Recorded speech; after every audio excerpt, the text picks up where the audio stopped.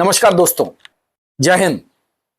दोस्तों, एक बड़ी पुरानी कहावत है, पूत कपूत तो क्यों धन संचय और पूत सपूत तो क्यों धन संचय।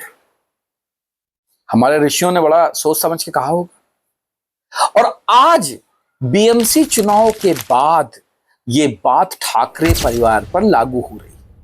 बाला साहब ठाकरे एक महान शख्सियत, हिंदुस्तान का अकेला मर्द जिसको कि आप हिंदू हृदय सम्राट कह सकते हो। बाकी के जो हिंदू हृदय सम्राट हैं, आपने देख लिया कि वो नकली निकल गए। आज वो हिंदू हृदय सम्राट से ज्यादा मतलब मुस्लिम हृदय सम्राट बनने की कोशिश कर रहे हैं, दिल जीतने की कोशिश कर रहे हैं। आप मेरा इशारा समझ रहे होंगे, है ना। जो कि क्या बोलते हैं उसको, ईद की सौगात भी बांटने लगे हैं आजकल, बस सिर्फ टोपी पहनना जिनके लिए बाकी रह गया है। लेकिन असली हिंदू हृदय सम्राट जिसने कभी अपनी नीतियों से समझौता नहीं किया, वो थे बाला साहब ठाकरे। शेर कह दिया कि भारत पाकिस्तान मैच नहीं होगा तो नहीं होगा, करवा के दिखा दो। ऐसा नहीं कि मुसलमानों से चिढ़ते थे या उनका दुश्मन थे, नो, बट वो यही चाहते थे कि जितना कांग्रेस या दूसरी पार्टियां मुस्लिमों से प्यार करती हैं, उतना ही प्यार और सम्मान हिंदुओं को दिया जाए। I am a Hindu, a mad Hindu. What about the Muslims? When they lock out the people in Jogeshwari and they burn the building where all the Hindus died, nobody shed a tear for that.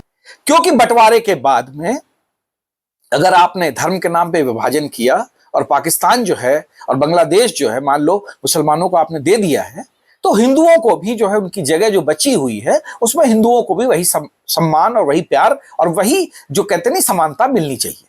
क्योंकि हमने अपना दिल बड़ा करके मुस्लिमों को इस देश में रहने दिया और आज भी उनको भाइयों की तरीके से हम अपने गले लगाए हुए हैं। तो बाला साहब की ये राजनीति थी। बाला साहब वो शेर थे जो मुंह पे सच को सच कहने की हिम्मत रखते थे। मुंबई आपके नाम से कांपती है, आप इस बात को मानते हैं? कांपना ही चाहिए। शेर को डरे नहीं तो क्या चूहा को डरे? लोग कहते हैं कि पुलिस भी डरती है आपसे। अभी पुलिस वालों को, मैं कोई इंस्पेक्टर नहीं हूं और कोई नहीं, तो मेरी मुलाकात आप ले रहे हो और यानी कि अब मुजरिम मैं हूं यहाँ। नहीं, आप ये मानते हैं कि नहीं मानते कि पुलिस वाले भी शिवसेना के लोगों से डरते हैं? ऐसे तो मेरे पर काफी इल्जाम है। और वो वही शेर थे कि जिन्होंने अपने मातोश्री से निकल के कभी बाहर किसी से मिलने नहीं गए। यहाँ की बड़े बड़े राष्ट्रपति हों, चाहे बड़े राष्ट्राध्यक्ष हों या बड़े बड़े प्रधानमंत्री हों, उनके मातोश्री में मिलने जाते थे।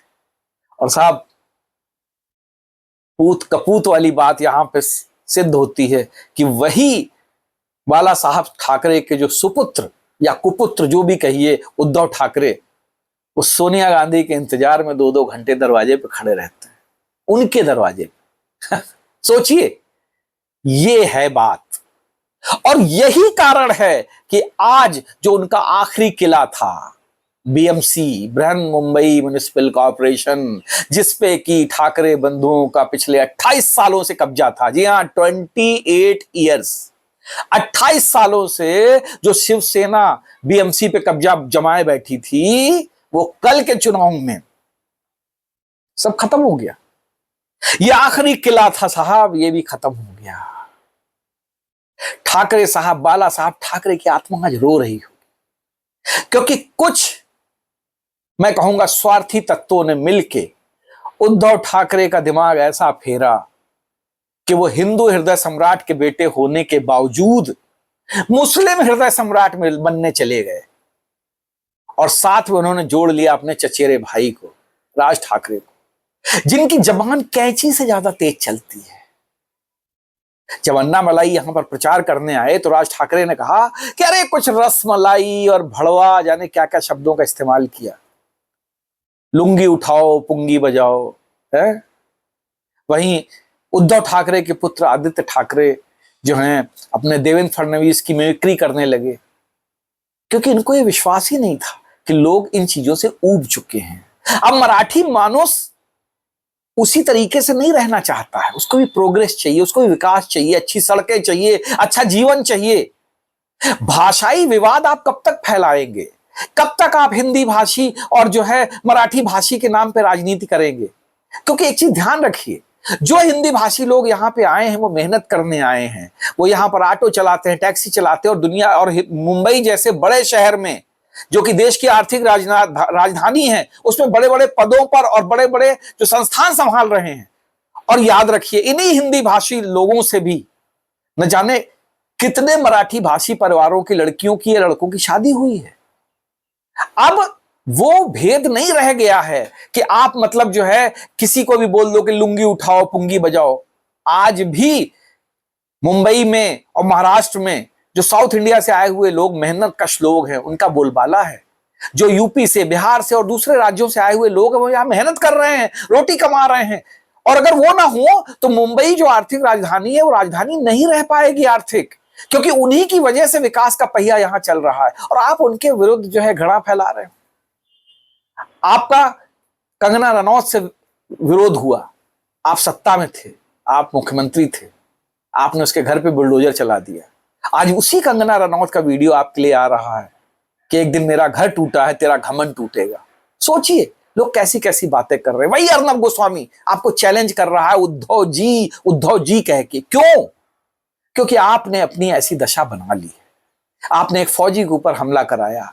आपके जो निरंकुश निर्दुंद जो शिव सैनिक थे, उन्होंने अपनी सुप्रीमेसी दिखाने के लिए, अपनी गुंडाई दिखाने के लिए हिंदी भाषी लोगों को मारा, पीटा, फौजियों को भी मारा, उनके विरुद्ध गाली गलौज की। आपने देखा होगा बैंक में घुस के कि तुम हिंदी नहीं बोलोगे तो हम तुम्हें मारेंगे, चूंकि हम शिव सैनिक हैं।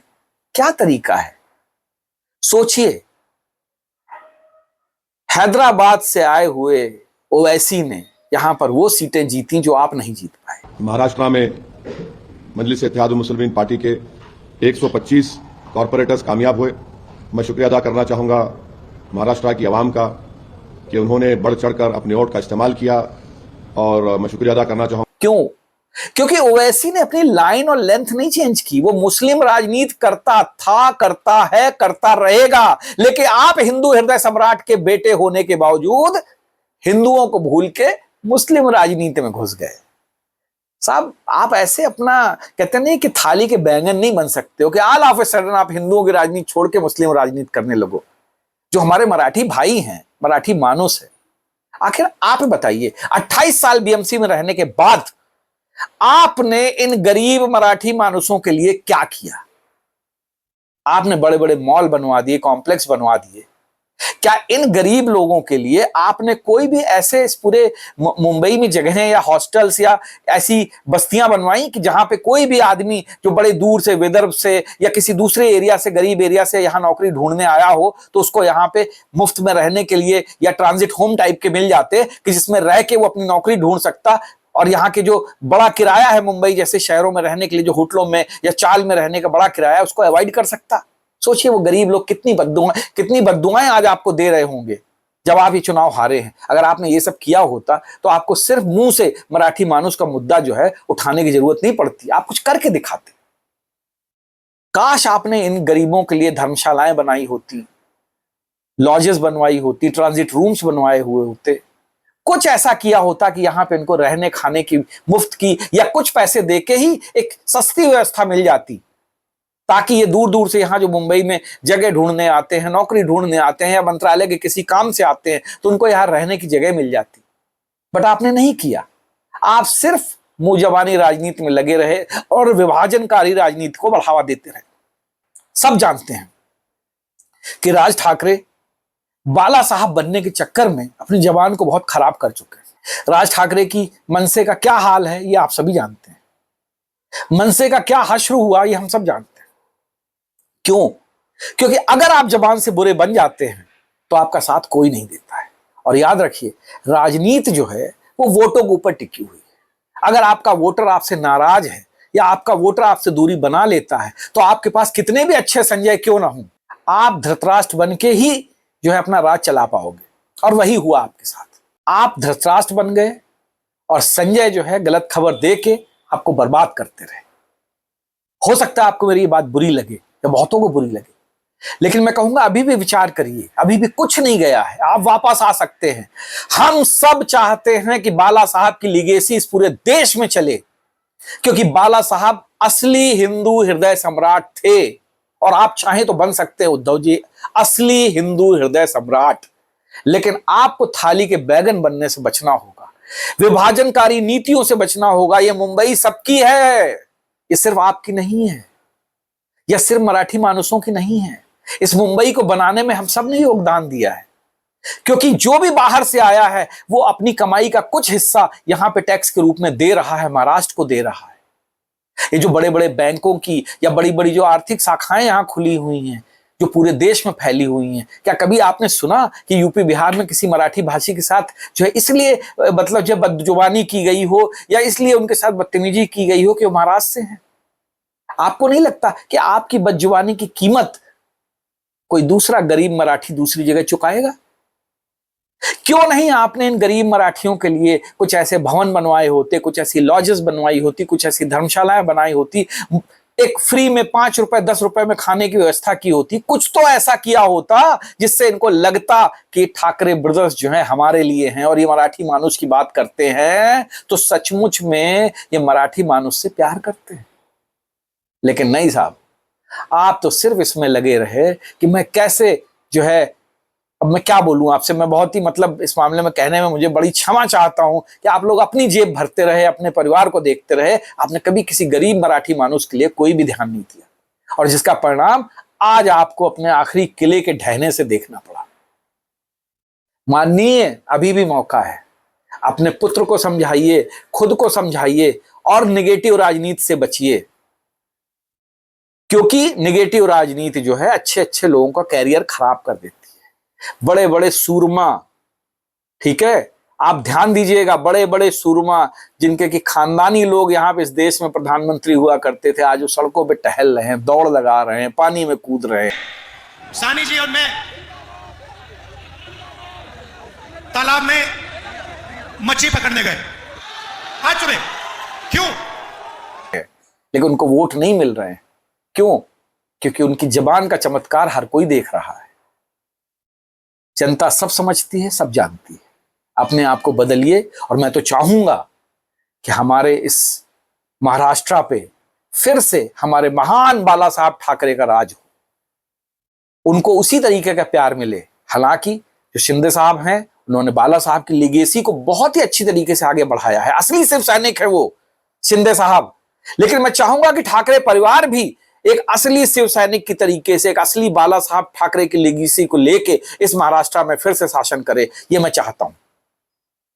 बीजेपी ने इस किले को ध्वस्त किया है, बीजेपी ने बहुत मेहनत की है, इस बात को आपको कभी भूलना नहीं चाहिए।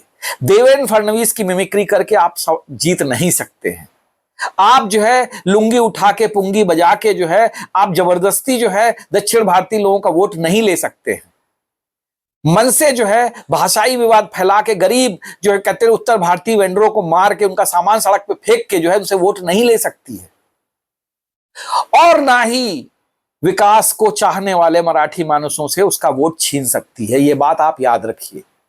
अगर आपको मेरी बात सही लगे, अच्छी लगे, तो कृपया हमारे इस चैनल को लाइक करें, शेयर करें, सब्सक्राइब करें, क्योंकि हम चाहते हैं इस देश में कानून का राज हो, हर कोई खुल के इस देश के विकास में अपना योगदान दे सके, चाहे वो नेता हो, अभिनेता हो या आम नागरिक हो, क्योंकि देश हम सबका है। ये देश नहीं तो हम भी कुछ नहीं, हमारी कोई वजूद नहीं है इस देश के बिना, इस महाराष्ट्र के बिना, इस पूरे हिंदुस्तान में फैले हुए जितने भी हमारे राज्य हैं उनके बिना। दोस्तों, एकजुट होइए, नेगेटिव राजनीति करने वाले नेताओं को आईना दिखाइए, और हमारे चैनल के साथ जुड़िए। हमारे ट्विटर पे, इंस्टाग्राम पे, फेसबुक पे, सभी पे हमको फॉलो करिए, लाइक करिए, शेयर करिए, सब्सक्राइब करिए, और हमें बताइए कि और कौन से ऐसे टॉपिक हैं जिसपे कि हम आपसे जुड़ सकते हैं, बात कर सकते हैं। जय हिंद, जय भारत।